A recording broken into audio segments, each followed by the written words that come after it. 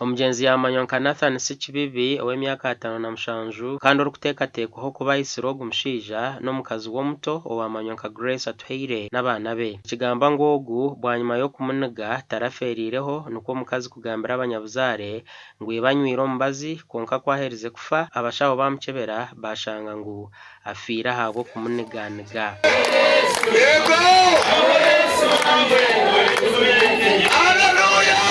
Nino busasi bwinji munonga bwo kufa kwa muzeyi.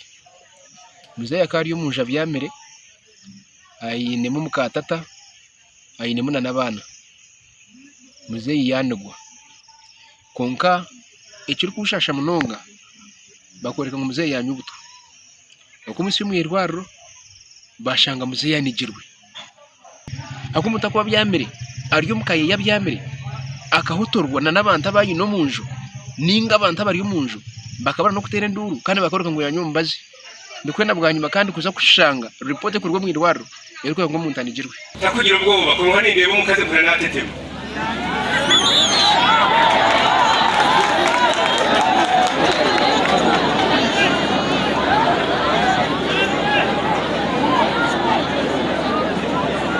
kugira ngo yine kirungo cyo ruhange abatiremo konka ubwira bwari ibintu byabaye niyo kwihambaho nibona rero haneke yine myaka makuru mushaje na gumwe nibona rero haneke abatura hine batugambira hakufa kwa Sikibibi kuba nobu akuborye pumirokiye shaha munana ejo ino rwigirwa mu misho n'urw'inyuma abantu twakabyamire twakagwejekiye omuntu bamuniga ngo omuntu nafu oba omuntu warugahera kijo mu nzu bantu barahangamwe tata kubicenga kandi bakamukingiranira kokana gwe ni nyanga nyuma y'amezi nk'abiri nyuma sita kugeraho ko yatombuita nangwa twatwe bikorwa mu kumutayiraho tubiye twine program yo kumutayira rwa kabiri rwo gesande yo twakunda kumutayira ngo yagabarizira kumene muko wanje ayizizira kuntayira nabo cyo turi kuyitenga kugira ngo akore mushango wanje kandi ari yongera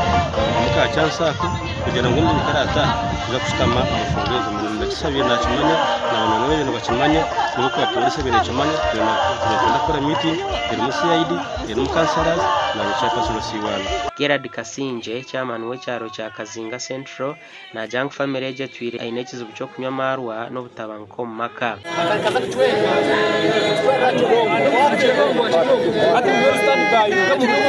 ya kutondoza mu muntu tekatego ngo bamwe mu nzu ye nabashimira kuba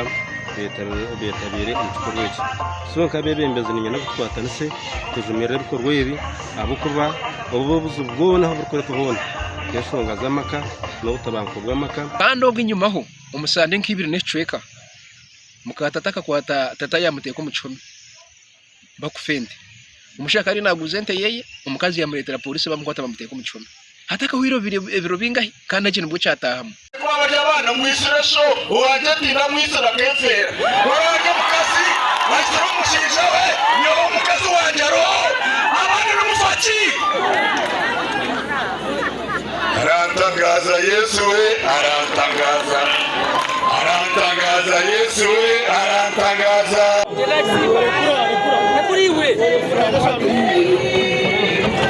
abari kuteekateekaho kuba bakozere ekikorwa eki baherize gukora statement aha polisi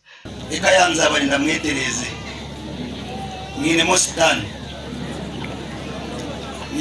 mwetereze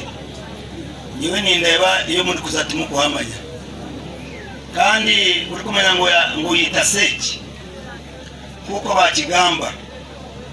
abe narondaho kuza uya no twenge tusiriko ishataho mukeje mukaba olinge mu mwirima gona ukustana reseremu ogaremo businge no kushemerwa orete mo kwatansa oye mweje myoye bibi emyoye yamarwa mukareka mwe myoye yamarwa Gashakwa Philip Murangira.